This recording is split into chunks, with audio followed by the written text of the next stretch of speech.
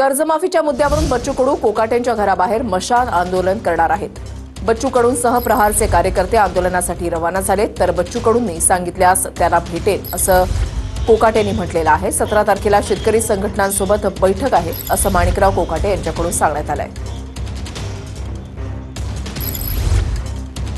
बच्चू कडूंनी सांगितल्यास आपण त्यांना भेटू असं कोकाटेंनी म्हटलेलं आहे। तरी थेट दृश्य आपण या ठिकाणी पाहताय। बच्चू कडू कोकाटेंच्या घराबाहेर मशाल आंदोलन करण्यासाठी आता रवाना झाले।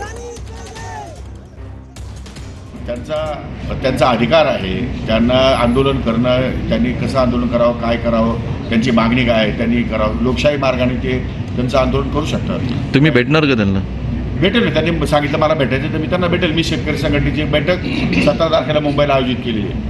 शेतकरी संघटनेच्या पदाधिकाऱ्यांचं काय म्हणणं आहे ते पण मी ऐकून घेणार आहे। बघा, कामामध्ये पारदर्शकता निर्माण करणं, लोकांमध्ये संशयाचं वातावरण जर असेल तर ते दूर करणं ही माझी जबाबदारी आहे आणि म्हणून त्या क्षेत्रातल्या त्या लोकांशी चर्चा करायची माझी तयारी आहे।